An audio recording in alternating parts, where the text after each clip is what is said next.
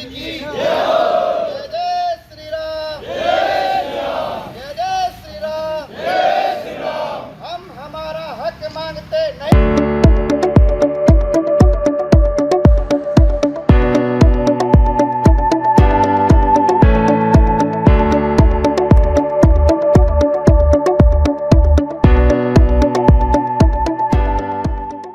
आज सभी नाला क्षेत्र में जितने भी किसान लोग हैं, उनके खेतों में और घरों में अतिवृष्टि के कारण पानी भर गया। उसके लिए सभी भाइयों की और सभी किसान परिवारों की ये मांग है कि हमारा श्रद्धा और आस्था का केंद्र है तीर्थराज पुष्कर सरोवर, तो उसका एक निकास द्वार तय हो और उसका जल भराव की एक निश्चित क्षमता रहे, ताकि आने वाले जितने भी बाहर से श्रद्धालु हैं वो भी प्रेम पूर्वक उस तीर्थ में स्नान कर सके। आज ये स्थिति हो गई कि जल इतना भर गया कि वहाँ की पेड़ियाँ भी दिखाई नहीं दे रही है और घाट पर लोग बैठ करके स्नान भी नहीं कर सकते। श्रावण मास का पवित्र पावन माह है, कई सारे हजारों की संख्या में कांवड़िया आ रहे हैं, उनको भी जल भरने में भी इतनी असुविधा हो रही है। और सबसे बड़ी असुविधा क्षेत्र में जितने भी किसान लोग निवास कर रहे हैं, उनके जितने भी पशु है, गोवंश है, वो भी परेशान है और घर में भी पानी घुसने के कारण सभी पीड़ित हैं। तो हम प्रशासन से और राजस्थान सरकार से यही मांग करने आए हैं कि तीर्थराज पुष्कर का जो जल स्तर है उसके लिए एक जल स्तर की सीमा तय की जाए और इसका एक निकास द्वार जल्दी ही जल्दी निकाला जाए, ताकि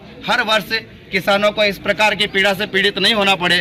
बात वहाँ तक की नहीं है, अगर अतिवृष्टि प्रकृति की ऐसी चीज़ है कि वो अभी तो नाला क्षेत्र ही डूबा है, लेकिन अगर ज़्यादा बारिश हो जाए तो हमारा पूरा पुष्कर सरोवर भी और पूरा पुष्कर ही क्षेत्र डूब सकता है। क्यों? क्योंकि हमारे पुष्कर की जो भौगोलिक क्षेत्र की जो स्थिति है वो एक कटोरे की आकृति जैसी है। जैसे कटोरे के किनारे होते हैं वैसे हमारे चारों तरफ बड़े बड़े पहाड़ हैं और पुष्कर एक निश्चित क्षेत्र के अंदर है।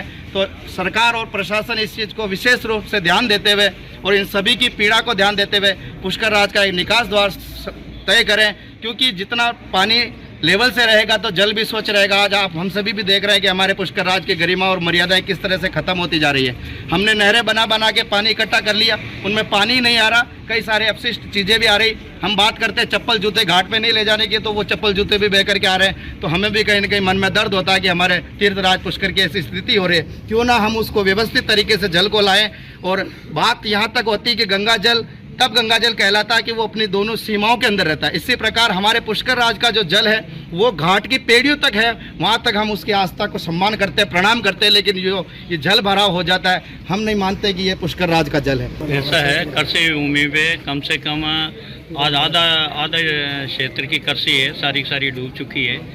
और इसके अंदर जितने भी जो फसलें थी, गोभी की फसल थी, ये गुलाब की फसल है, करेले हैं, भिंडी है, ये सारी फसलें आज डूब चुकी है।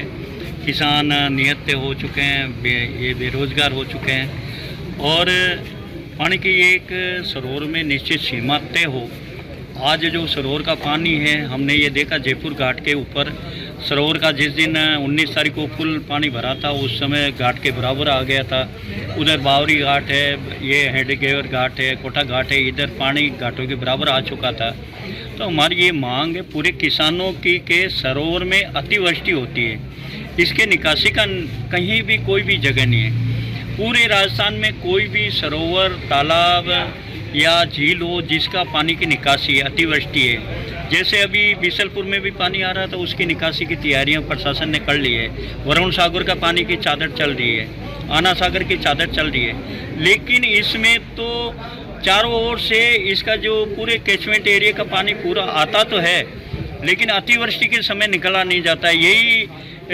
यही ऐसा ही माजरा 18 जुलाई 1975 को हुआ था, जिसके अंदर छोटी बस्ती जो ये पूरा आधा पुष्कर शहर है, ये डूबने के कगार पर आ गया था।